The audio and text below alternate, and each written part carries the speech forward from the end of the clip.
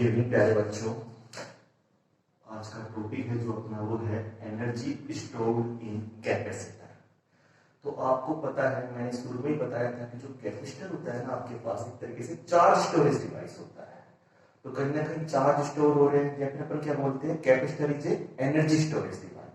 तो जो energy store हो रही थी आज हम उसको निकालेंगे, ठीक है। तो आप देखिए, आपको पता है कि कैपेसिटर में आपके पास दो प्लेटें होती है ना। तो आपके पास एक प्लेट पॉजिटिव होती है, पॉजिटिवली चार्ज होती है, और एक प्लेट आपके पास क्या होती है, नेगेटिवली चार्ज होती है, ठीक है।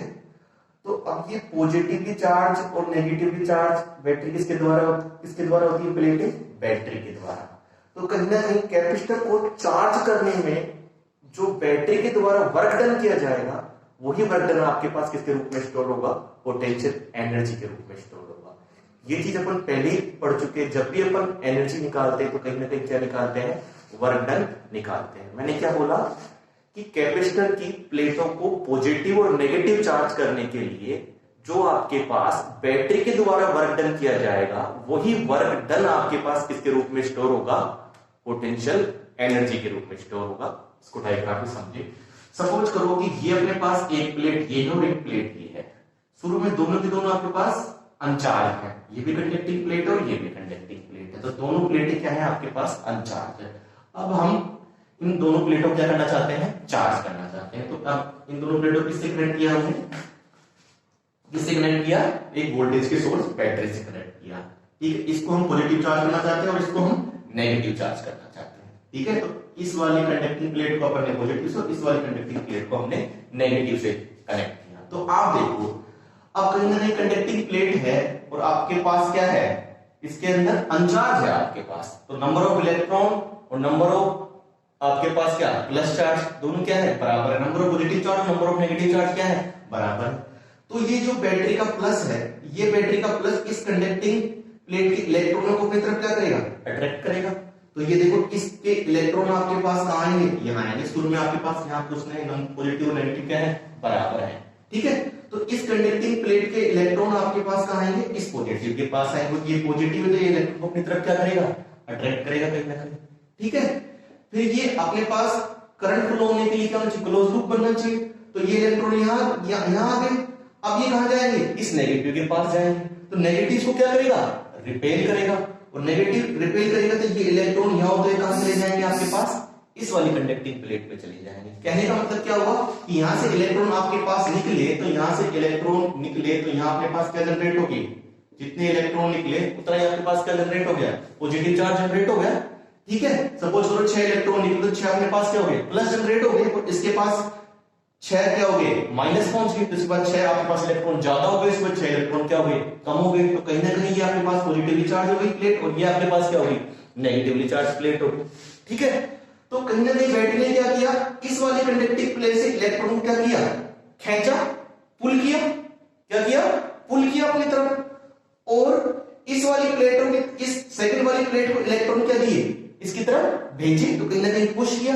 तो कहीं ना कहीं बैटरी इलेक्ट्रॉन को अपनी तरफ पुल कर रही है और फिर क्या कर रही है, पुश कर रही है। तो इस वाली कंडक्टिंग प्लेट से तो इलेक्ट्रॉन क्या किए, पुल किए गए, और इस वाली कंडक्टिंग प्लेट में इलेक्ट्रॉन क्या किए, पुश किए गए। तो कहीं ना कहीं पुश और पुल में कुछ ना कुछ बैटरी को काम करना पड़ा होगा। तो वही वर्क डन आपके किसके रूप में स्टोर होगा, एनर्जी के रूप में स्टोर होगा। बहुत ही छोटी सी चीज है ना। तो देखो थ्योरी हमने लिखा है, the process of charging a capacitor is equivalent to that of transferring electron from one plate to other plate of capacitor. अपन क्या कर रहे हैं, एक प्लेट से दूसरी प्लेट में चार्ज ट्रांसफर कर रहे हैं। यहां से यहां पर इस प्लेट से इस प्लेट में इलेक्ट्रॉनों को ट्रांसफर करें, तो इलेक्ट्रॉनिक का क्या है, चार्ज है। In this process some work has to be done by battery. तो इस प्रोसेस में बैटरी इलेक्ट्रॉन क्या कर रही है, पुल कर रही है और फिर पुश कर रही है। तो कुछ ना कुछ बैटरी के द्वारा क्या किया जा रहा है, work done. This work done is stored in electrostatic energy, electrostatic potential energy. तो बैटरी के द्वारा किया गया वर्क डन आपके पास किसके रूप में स्टोर होता है, इलेक्ट्रोस्टैटिक पोटेंशियल एनर्जी के रूप में स्टोर होता है। अब आप देखो, जब अपन मोबाइल को चार्ज करते हैं तो ऐसे तो है नहीं एक बार प्लग में लगाया और सारा का सारा मोबाइल क्या हो गया, चार्ज हो गया। तो मोबाइल आपके पास क्या होता है, धीरे धीरे चार्ज होता है। तो कहीं ना कहीं आपके पास जो चार्ज ट्रांसफर होते हैं वो किसमें होते हैं, आपके पास पैकेट्स के रूप में ट्रांसफर होते हैं, छोटे छोटे पैकेट्स के रूप में ट्रांसफर होते हैं। तो अब ये देखो, जैसे हमने इसको बैटरी से कनेक्ट किया तो आपके पास से यहां से आपके पास क्या ट्रांसफर हुआ, डीक्यू चार्ज ट्रांसफर हुआ, बहुत ही स्मॉल चार्ज ट्रांसफर हुआ, किससे, इस वाली फर्स्ट वाली प्लेट से, ठीक है। तो इस डीक्यू चार्ज को ट्रांसफर करने में जो वर्क डन होगा वो निकालेंगे अपने पास। देखो, if d q charge is transferred by battery then work done by battery is, तो आपके पास डीक्यू चार्ज क्या है, स्मॉल है, तो वर्क डन भी क्या होगा आपके पास में, स्मॉल ही होगा, ठीक है। तो डीडब्ल्यू की वैल्यू किसके बराबर होगी, देखो आपने पढ़ा था इधर, देखो W बराबर क्या पढ़ा था, सॉरी V बराबर क्या पढ़ा था अपन ने, W अपॉन में Q, ठीक। तो W बराबर क्या हो गया, QV, तो यही है आपके पास। तो यह है कि अपने पास DQ चार्ज को ट्रांसफर करने में वर्क डन भी आपके पास कैसा होगा, स्मॉल होगा, और चार्ज कितना ट्रांसफर कर रहे हैं अपन, DQ, और पोटेंशियल कितना है बैटरी का, वो तो आपके पास भी रहेगा ही। तो क्या आ गया, DW की वैल्यू DQ इंटू V, तो ये DW किसके बराबर है, डीक्यू चार्ज को ट्रांसफर करने में बैटरी के द्वारा किया गया वर्क डन। इसको इक्वेशन नंबर 1 डाल दे, ठीक है, ठीक। अब हम जानते हैं, देखो Q बराबर CV, तो V बराबर क्या होता है आपके पास, Q अपॉन में C, तो V बराबर क्या हो जाएगा आपके पास, Q अपॉन में C, ठीक है। तो ये V की वैल्यू यहां रखते हैं, तो DW की वैल्यू क्या आ गई अपने पास, DQ, और ये क्या आ गया, Q अपॉन में C, ठीक। अब अपने को क्या करना है, केवल डीक्यू चार्ज ट्रांसफर करना नहीं है, अपने को कितना चार्ज ट्रांसफर करना है, अपने को तो पूरी बैटरी चार्ज करनी है। तो पूरी बैटरी चार्ज करने की सपोज करो प्लस Q चार्ज देना पड़ रहा है, ठीक है, कितना चार्ज देना पड़ रहा है, प्लस Q। तो जो if plus Q charge is transferred by battery,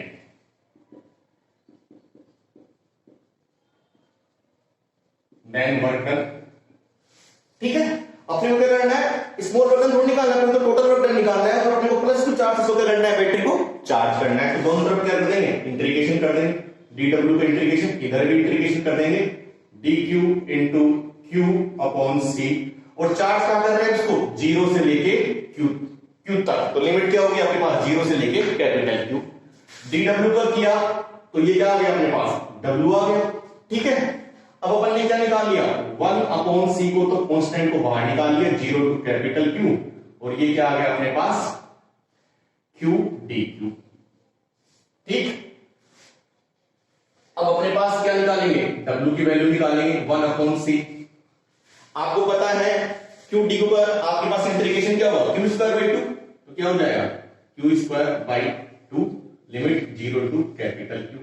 अब W की वैल्यू निकालेंगे, तो 1 अपॉन C, आपके पास क्या, अपर लिमिट क्या है, कैपिटल Q, और लोअर लिमिट क्या है, 0। तो अपने पास W की वैल्यू क्या आ गई, Q स्क्वायर अपॉन में 2C। ये वैल्यू अपने पास किसकी आ गई, वर्क डन की आ गई, और वर्क डन आपके पास किसके रूप में स्टोर होता है, पोटेंशियल एनर्जी के रूप में। तो क्या बोल सकते हैं, ये W की वैल्यू आ गई या फिर U की वैल्यू आ गई, यही अपने को क्या करनी थी, निकालनी थी, ठीक है। अब इसके अपन एक दो फॉर्मूले और निकाल सकते हैं। हमने पढ़ा था कि Q बराबर क्या होता है, CV, ठीक है। तो इस Q की जगह पर क्या रखें, CV, तो W की वैल्यू क्या आ जाएगी अपने पास, C square V square upon में 2C, एक से एक C कट जाएगा, W बराबर क्या आ जाएगा, 1/2 C V स्क्वायर। या फिर ये पोटेंशियल एनर्जी की है, ये भी आपके पास क्या है, W है। अपने पास एक फॉर्मूला और आ गया, ठीक है। अब एक फॉर्मूला और निकाल सकते हैं कि आपके पास V की वैल्यू क्या हो जाएगी, Q अपॉन में C, यहां से V की वैल्यू Q अपॉन में C यहां रखो, तो क्या आ जाएगा, 1/2 C Q स्क्वायर अपॉन में C स्क्वायर, तो एक C से एक C कट जाएगा, W की वैल्यू क्या आ गई, 1/2 Q स्क्वायर अपॉन में 2C, ठीक है। ये चीज अपने पास पहले आ चुकी थी, ये अपने पास अलग अलग फॉर्मूला है, पहले आ चुकी, ठीक है। अब देखो इस बार दोबारा समझाता हूं मैंने। अपन ने क्या किया था, अपन ने एक कंडक्टिंग प्लेट ली, ये दूसरी कंडक्टिंग प्लेट ली, तो इन कंडक्टिंग प्लेट को चार्ज करने में कहीं ना कहीं बैटरी के द्वारा कुछ वर्क डन किया जा रहा था, वही वर्क डन आपके पास किसके रूप में हो रहा था, एनर्जी के रूप में स्टोर हो रहा था, ठीक है। अब क्या किया कि सबसे सपोज किया कि if d q charge is transferred by battery, एक स्मॉल डीक्यू चार्ज ट्रांसफर कर रही है बैटरी इस प्लेट से इस प्लेट को, तो वर्क डन आपके पास क्या होगा, dW equals to dQ into V, ठीक। V की वैल्यू ऊपर निकाल दी, स्मॉल q अपॉन में C।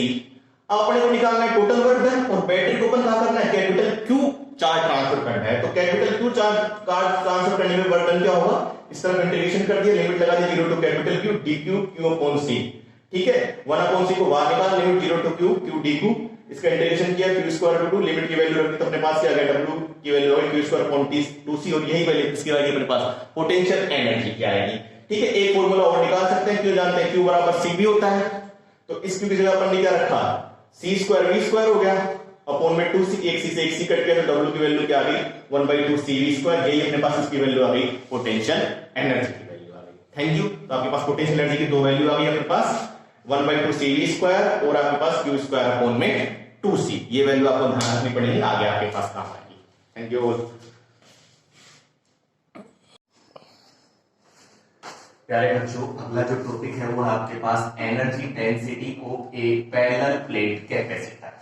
आपको ये मैंने पहले भी बताया है कि एनर्जी डेंसिटी क्या होती है, एनर्जी पर यूनिट वॉल्यूम। क्या होती है, एनर्जी पर यूनिट वॉल्यूम। कहीं ना कहीं हम एनर्जी में वॉल्यूम से डिवाइड करते हैं तो अपने पास क्या आती है, एनर्जी डेंसिटी आती है। क्या आती है, अगर एनर्जी में हम वॉल्यूम से डिवाइड करेंगे तो अपने पास क्या आएगी, एनर्जी डेंसिटी आएगी, ठीक है।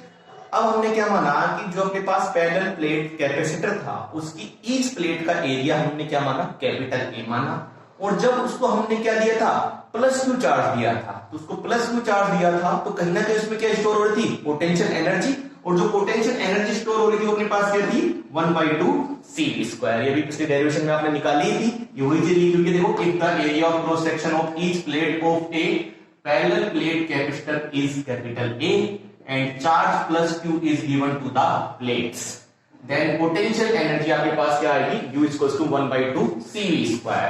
यहां आपके पास c क्या है, capacitance of a parallel plate, क्या है, capacitance of parallel plate capacitor, ठीक है। और उसकी वैल्यू अपने पास क्या होगी, C की वैल्यू अपने पास क्या होगी, पैरेलल प्लेट कैपेसिटर के लिए कैपेसिटेंस की वैल्यू क्या होती है, A एप्सिलॉन नॉट अपॉन में D, ठीक है। और V के लिए अपन ने क्या पढ़ा था, एक फॉर्मूला पढ़ा था, V बराबर क्या होता है EDR, तो यहाँ DR नहीं है तो प्लेटों के बीच में जो आपके पास डिफरेंस होता है वो क्या होता है D, तो V इक्वल्स टू ED, ये फॉर्मूला अपन पढ़ चुके हैं, ठीक है। अब ये इक्वेशन नंबर 1 डाल दें, ये इक्वेशन नंबर 2 डाल दें, ये इक्वेशन नंबर 3। अब इक्वेशन नंबर 2 और 3 से हम इसमें C और V की वैल्यू रख दें, इक्वेशन नंबर 1 में C और V की वैल्यू इक्वेशन नंबर 2 और इक्वेशन नंबर 3 से रख देंगे। तो अब आपके पास U की वैल्यू क्या आएगी 1/2, C की वैल्यू आपके पास A एप्सिलॉन नॉट अपॉन में D, और आपके पास V की वैल्यू क्या हो गई E स्क्वायर D स्क्वायर, ठीक है। एक D से ये D कैंसिल हो जाएगा तो आपके पास क्या आ गया 1/2 A epsilon not E square into D, ठीक है।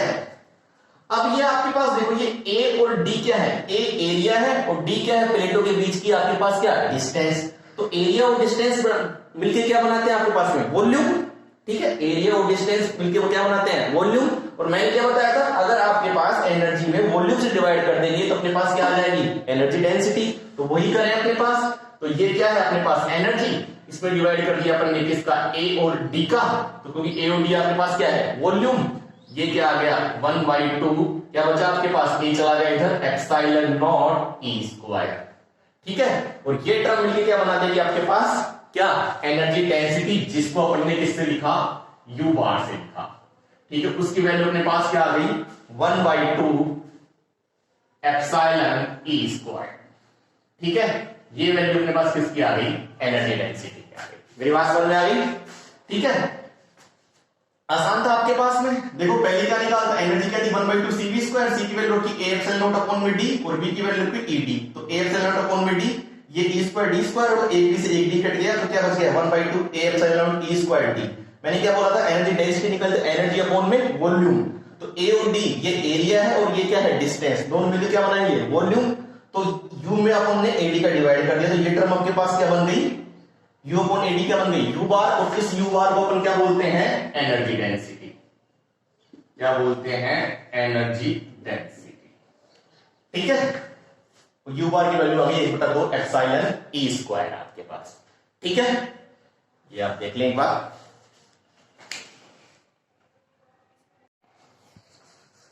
अब जो अगला टॉपिक है वो है बेटा energy stored in combination of capacitor. जो कैपेसिटर के जो कॉम्बिनेशन थे उनमें हमें एनर्जी स्टोर्ड याद करनी है, ठीक है। तो पहला कॉम्बिनेशन कौन सा था अपने पास? Series combination. तो सबसे पहले सीरीज कॉम्बिनेशन में अपन एनर्जी स्टोर्ड याद करेंगे।